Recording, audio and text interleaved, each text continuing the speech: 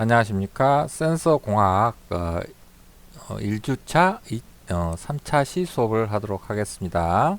오늘은 이제 센서의 기본 특성에 대해서 공부해 보도록 하겠습니다. 저 센서의 기본 특성 해가지고 보니까 여기에 뭐라고 나와 있습니까? 센서의 특성 했는데 정특성, 동특성 이런 표현이 나옵니다. 그래서 이제 정특성은 여기 이제 글자를 잘 보면은 이제 스태틱이란 표현이 되어 있고 여기는 다이나믹이란 표현이 되어 있습니다. 그래서 이제 정이라는 거는 이제 정지했을 때 정지 상태 이때 이제 그리고 이거는 동이란 건 다이나믹 움직였을 때 이렇게 이제 하는데 여기서 이제 정이란 게 뭐냐 그러면은 여기 써 있는 것처럼 입력이 시간적으로 변하지 않을 때의 특성이다 그런 얘기입니다. 입력이 이제 시간적으로 변하지 않는다는 얘기가 이제 예를 들어서 이렇게 이제 보면은 이제 이렇게 뭐 힘을 가했을 때 어떤 힘을 가했을 때 힘의 크기를 측정하고 싶습니다. 그리고 힘의 크기가 딱 일정하게 됩니다. 거의 힘 중에 이제 중력도 있겠죠. 그래서 몸무게 같은 것들은 어떻게 됩니까? 저울에 올라가면은 이렇게 몸무게가 계속 변하는 상태는 아니죠. 계속 시간에 따라서 일정한 몸무게를 유지를 하고 있습니다. 이랬을 때 이제 그런 상태에서 그 몸무게 값하고 그 다음에 거기에 나타나는 이제 그 몸무게에 비례해서 나타나는 바늘 움직이는 정도 이런 것들이 이제 그런 것들을 갖다가 이제 나타내는 센서 특성을 나타내는 갖다가 정특성이라고 얘기를 합니다. 그래서 이제 그런 특성 중에 이제 그거를 특성을 표현하는 표현 값들로 이제 감도, 직선성, 히스테리시스 이런 것들이 있습니다. 이것들에 대해서는 뒤에 다시 이제 좀 더 자세히 하도록 하겠습니다. 그리고 이제 동특성 이렇게 되어 있는데 이거는 여기 나와 있는 것처럼 입력이 시간에 따라 변할 때의 특성 그래서 이제 응답 시간 그 다음에 주파수 특성 이렇게 들립니다. 그래서 이제 소리 같은 거를 들어보겠습니다. 소리는 어떻게 됩니까? 우리가 보통 소리 그러면은 음파이기 때문에 이게 이제 우리가 이제 배우기를 아마 이제 여러분이 귀를 통해서 이제 음파를 들을 텐데 귀를 보면 귀막이 이게 떨립니다. 떨리는데 이 떨림을 우리가 어떻게 합니까? 감지를 해가지고 이 소리를 듣게 됩니다. 근데 이 떨림이 굉장히 빠르면 어떻게 돼요? 예를 들어서 이제 우리가 초음파라고 하는 얘기를 들어봤을 겁니다. 초음파라는 거는 이제 박쥐가 보통 박쥐가 소리 내는 걸 초음파로 한다 그러는데 실제로는 이제 박쥐가 우리 귀에 소리가 들립니다. 그래서 이제 사실은 이제 우리 귀가 반응을 하는데 그 박쥐 소리보다 더 높은 주파수에 해당되는 음파가 들리게 되면은 우리 귀는 들리지 않습니다. 왜 안 들리냐? 그러면은 우리 귀막이나 안에 떨림판 같은 청소고 같은 것들이 어떻게 됩니까? 그것이 너무 빨라서 진동이 빨라서 그걸 따라가지를 못합니다. 따라가지 못하기 때문에 이것을 반응을 못합니다. 그래서 센서가 귀도 일종의 센서인데 이 센서가 주변 시간에 따라 입력 신호가 바뀌었을 때 그 바뀌는 정도가 빠르냐 늦느냐에 따라서 센서가 반응할 수도 있고 반응 안 할 수도 있고 반응을 애매하게 할 수도 있고 그렇습니다. 그런 걸 갖다가 우리가 동특성이라고 합니다. 그래서 이제 거기에 따라서 응답 시간이라는 표현을 씁니다. 응답 시간. 그래서 이제 이걸 또 이제 굳이 이제 사람한테 비교할 수도 있습니다. 구체적인 그건 말고 누군가 사람한테 등짝을 탁 때렸습니다. 그럼 어떤 사람은 즉각 반응해서 주먹이 다시 날아가는 경우가 있습니다. 그런 건 이제 응답 시간이 굉장히 빠른 거고 어떤 사람 탁 맞고도 한참 뒤에 고개를 돌려서 반응하는 사람도 있습니다. 그러면은 응답 시간이 이게 늦은 경우죠. 그래서 이거는 그런 것들을 이제 표현한 걸 갖다가 우리가 동특성이라고 이게 얘기를 합니다. 이제 좀 전에 이제 음파를 가지고 예를 들어서 표현을 했는데 음파에는 뭐가 있습니까? 주기적으로 이렇게 진동이 있던 주기적인 반응 특성이 있습니다. 그래서 천천히 들리는 이제 저음하고 그 다음에 박쥐 소리 같은 고음이 있겠습니다. 저음 고음을 구별하는 방법을 뭘로 하십니까? 거기에 주파수로 합니다. 주파. 진동의 떨림의 속도 혹은 시간당 얼마만큼 진동이 생기는가 그걸 갖다가 저음, 고음으로 뭐 구별합니다. 떨림이 크면은 시간당 떨림이 크면은 고음이라 그러고 떨림이 적으면은 저음이라고 합니다. 그래서 이제 고음일 때하고 저음일 때하고 반응이 다르겠죠. 이제 소리 크기가 더 다르게 들립니다. 그래서 그거를 주파수 특성이라고도 합니다. 이것에 대한 얘기도 다음에 또 자세히 하도록 하겠습니다. 자, 그리고 이제 교정 이렇게 되어 있습니다. 교정, 캘리브레이션이라고 이렇게 표현합니다. 그 다음에 여기 보면은 이제 센서 기지의 입력값을 인가하여 출력을 측정하는 과정에서 이제 우리가 교정 작업을 하게 됩니다. 자, 그러면 이제 교정인 게 뭔가 이제 보도록 하겠습니다. 이제 보면은 이제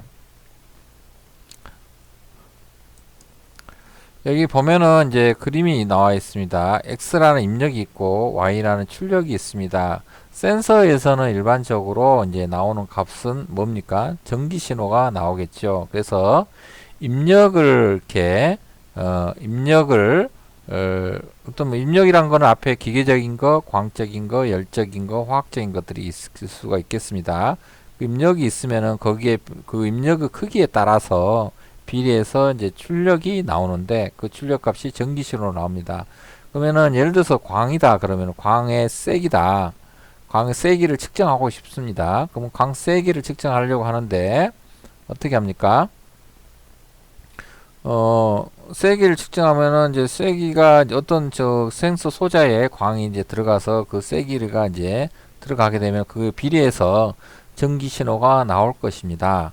그 전기 신호가 나오면은 그 전기 신호가 광세기에 어떤 관계가 있는지를 어떻게 해야 됩니까? 표시를 해야 됩니다. 1mm 만약에 이제 전압으로 나왔다고 하면은 1mV는 여기는 1W에 해당된다. 2mV는 2W에 해당된다.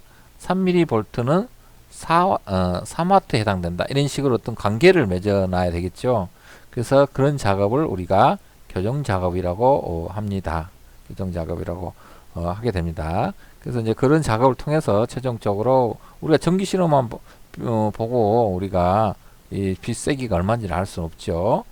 그렇기 때문에 이제 이런 교정 작업을 하게 되는데 그런 교정 작업을 하기 위해서는 반드시 또 뭐가 필요하겠습니까? 1mV가 1W인지 아닌지를 어떻게 확인합니까? 실제로 이 센서에 들어가는 빛색 1W짜리가 센서에 들어가 가지고 1mV가 나왔다 그러면은 실제로 그 1W짜리를 측정할 수 있는 다른 표준형 이미 그걸 측정할 수 있는 다른 표준 장치가 또 있어야 되겠죠. 그래서 그거를 가지고 이제 값을 가지고 비교를 하면서 센서를 교정 작업을 하게 되겠습니다. 그래서 이제 그런 것들을 이제 많이 해주는 곳이 이제 해주는 장소가 있는데 그것이 이제 보통 우리나라 같으면 한국표준연구원이 되겠습니다. 그래서 이제 그런 교정 작업을 그런 정밀한 그걸 측정할 수 있는 절대량을 측정할 수 있는 장치들이 할 수 있는 장치들이 이제 그런 연구소에서 국가별로 그거를 보유하고 있는 장소들이 있습니다. 그것들을 하는 것들이 이제 각 나라별로 이제 표준 연구원들이 있는데 그런 연구원들에서 이제 그런 작업을 하고 그런 표준 연구원들은 각 나라 표준 연구원들은 이제 세계 표준화를 시키기 위해서 서로 매년 만나서 서로 각각의 장치들에서 서로 간에 이제 장치들이 서로 오차가 있는지 없는지 전부 다 비교를 해서 또 교정 작업을 또 합니다. 그런 이제 정밀도를 가지고 이제 있어야만이 이제 제품을 만들었을 때 이 나라에서 쓴 제품이나 저 나라에서 쓴 제품, 만든 제품이나 다 같은 성능을 가지게 됩니다.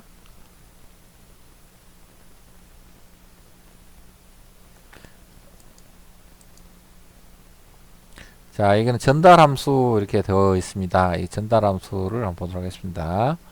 여기 보면은 이제 센서 입력 물리 신호와 출력 전기 신호 사이의 함수적 관계를 갖다가 우리가 전달 함수라고 합니다. 이 이제 보면은 이제 여기 보면은 이제 입력이 있고 그 다음에 출력이 있습니다. 출력이 이제 보통 이제 비례 관계인데 이 비례 관계의 기울기 값은 센서 종류에 따라 다 다르겠죠.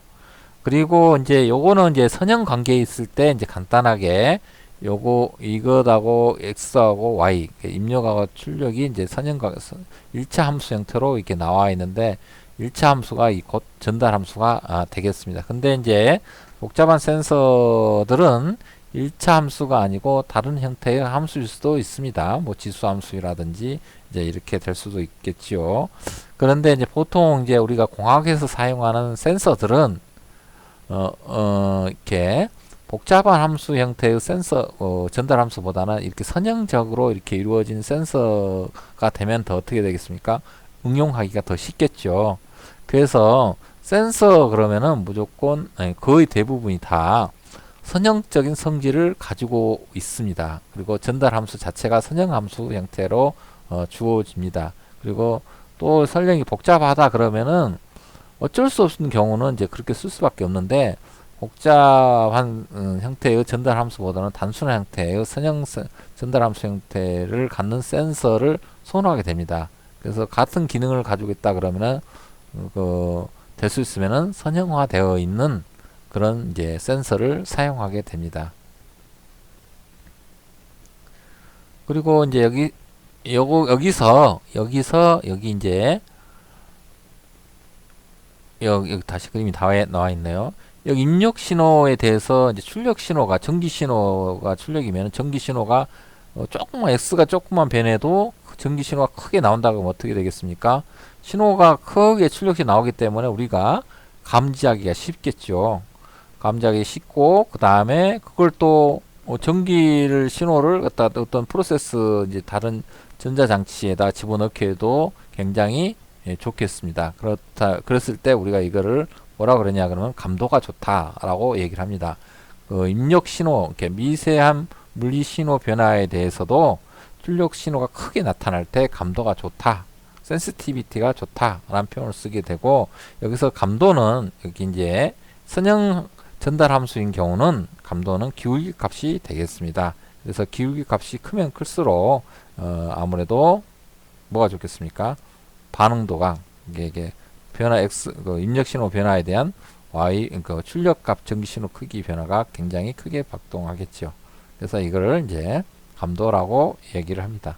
테스트 감도가 있으면 좋습니다. 근데 이제 만약에 감도가 너무 좋아가지고 안에 노이즈 신호까지 이제 감도가 좋을 경우는 오히려 이제 감도가 좋은 게 오히려 저해 요소가 될 수가 있습니다. 그럴 때는 이제 노이즈를 제거하는 방법을 쓴다든지, 그 다음에 이제 신호대 그걸 갖다 SMB라고 나중에 이제 나올 텐데 신호대 노이즈 B를 높이는 그런 작업을 또 해야 됩니다.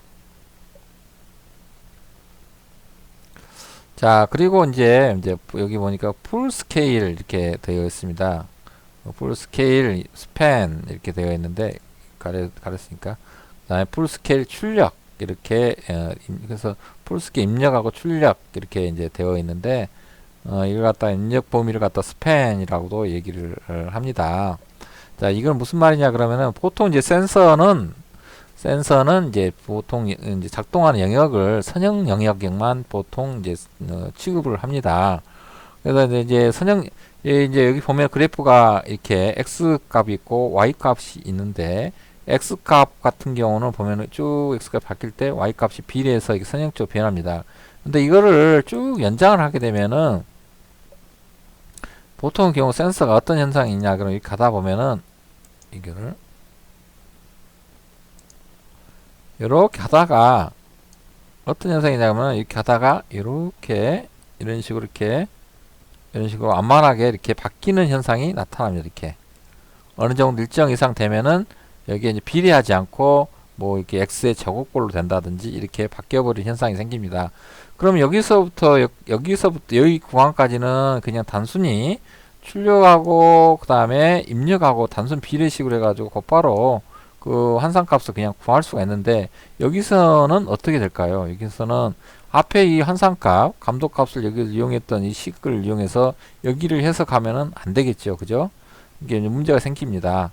그래서 어떻게 하냐 그러면은 여기다가 센서에다가는 항상 그 센서에 가해질 수 있는 입력 범위를 정해 놓습니다. 입력 범위. 그 범위를 정해놓은 이유는 그 범위 내에서만 이렇게 선형적으로 반응을 하기 때문에 이제 우리가 혹은 거기서 제공된 전달 함수에 의해서 이렇게 해석할 수 있는 영역이 되기 때문에 그 영역까지를 우리가 이제 풀 스케일 입력 혹은 스팬 그다음에 입력 동작 범위라고 할 수 있겠습니다. 이게 뭐 한글로 하면 입력 동작 범위를 정의를 해놓게 됩니다. 그래서 여러분이 이제 뭐 보면은 이제 전자장비나 이런 거 보면 전격 입력 범위 해가지고 이렇게 써놓은 것들이 있습니다. 자세히 한번 스펙을 볼 때 어떤 전자기기든지 사용할 때는 항상 거기에 전자기기 사용 범위가 나와 있습니다. 입력 전압이라든지 입력 외부 자극이라든지 그다음 출력 범위가 나와 있습니다. 그걸 꼭 확인하고 사용을 해야 됩니다. 만약에 그 범위를 벗어나서 사용을 한다 그러면은 센서 같은 경우 혹은 전자장비나 다른 장비들은 파손이 된다든지 아니면은 그 기계가 원래 원하는 방향으로 동작하지 않는 오동작하는 영역으로 바뀌게 됩니다. 그래서 꼭 전자기기 어떤 기기를 사용할 때 입력 동작 범위를 확인을 해야 됩니다.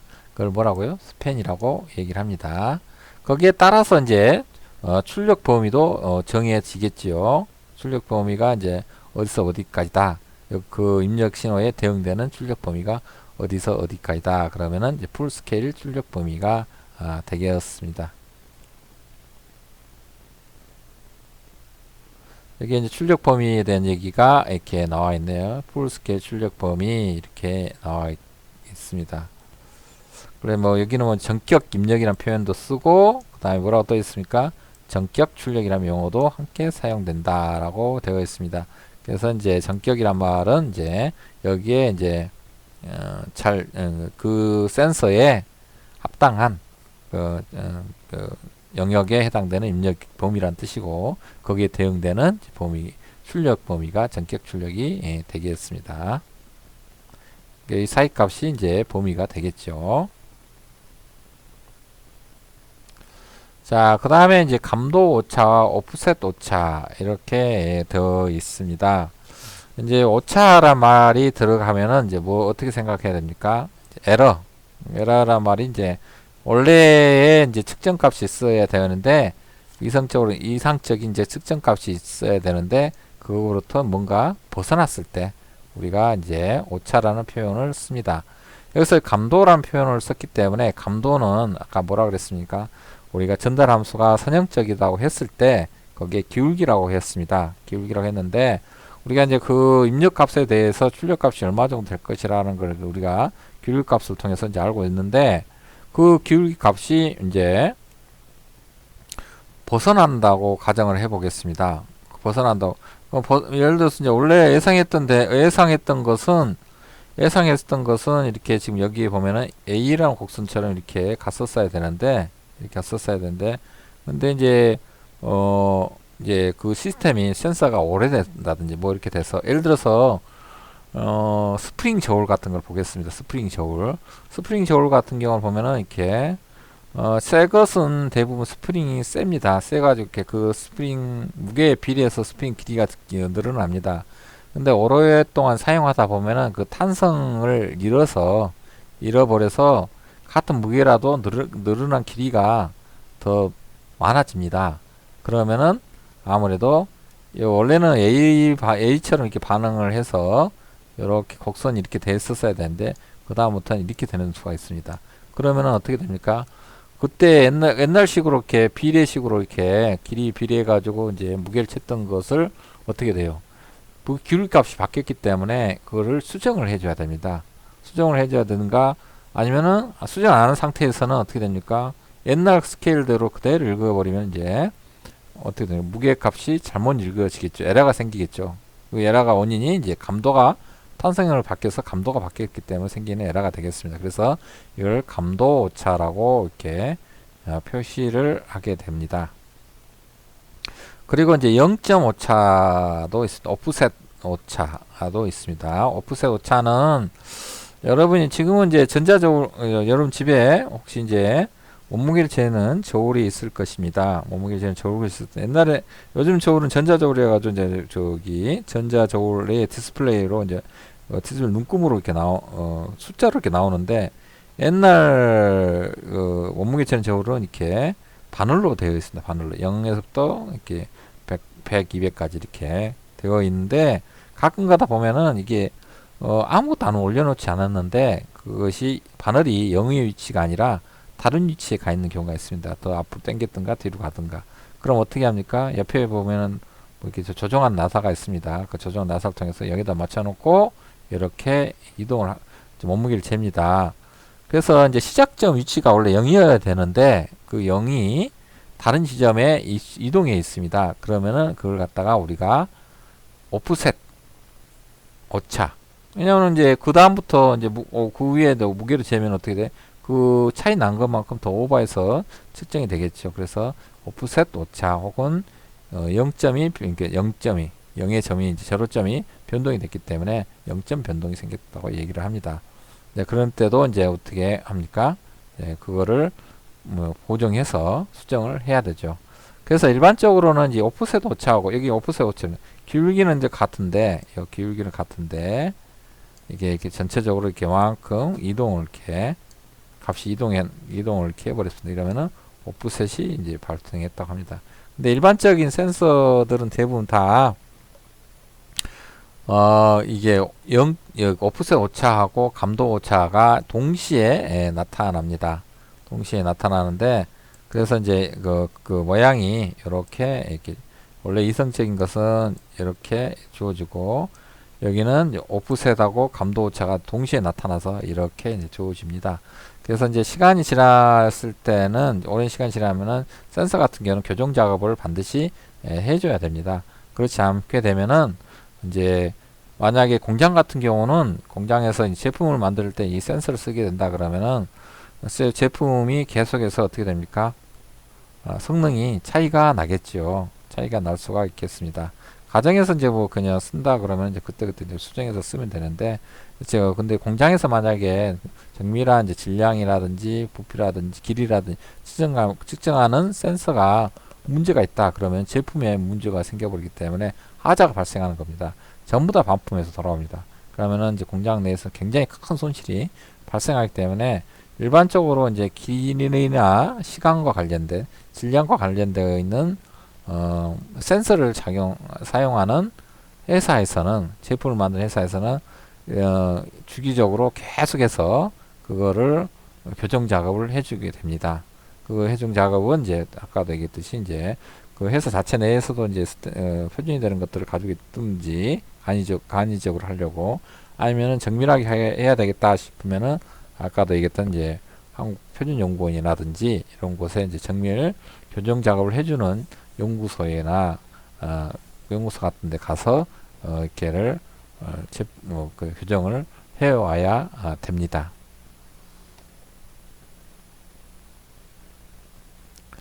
자, 그리고 그 다음에는 이제 직선성에 대해서 나와 있습니다. 근데 이제 우리가 아까 그 전달 함수가 직선이 되어야 된다고 했습니다. 이론적으로 직선이 되어야지 이제 즉각 이렇게 이제 입력하고 출력하고 변환이 이제 쉽게 이제 이루어질 수가 쉽게 이루어진다기보다 이제 계산이 쉬워지기 때문에 이제 우리가 이제 여러 가지 이제 직선이 아닐 때 생기는 여러 가지 복잡한 계산들을 생략할 수가 있겠습니다. 근데 이제 모든 세상 물질들이 반드시 직선이 되는 건 아닙니다. 미세하게나마 곡선 성질이 가지고 있습니다.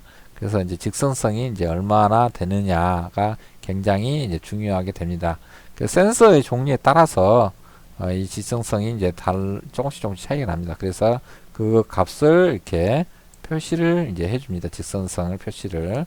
그래서 전격 출력 때 이제 최대 출력 원래 이제 근사적으로 직선성이 가졌다면 이렇게 이제 직선이었지만은 실제 봤더니 그 센서 작용이 이렇게 약간의 곡선이 있으면은 곡선 성분이 있으면은 그 크기가 출력에 얼마나 영향을 미치고 입력에 얼마나 영향을 미치는지를 이렇게 표시할 수가 있겠습니다. 이것을 표시했을 때 100분위를 표시했을 때 가장 작은 값이 나올수록 좋은 이제 센서가 되겠죠. 어떤 내부 환경에 대해서 전기 신호를 바꿀 수 있는 센서 종류는 다양하게 있을 수가 있습니다. 그 다양하게 있을 수가 있는데 그 중에서도 이제 직선성이 좋은 센서를 또 아무래도 이제 사람들이 센서를 이용해서 이제 어떤 물건을 만든 사람들은 이제 그걸 더 선호하게 되겠죠.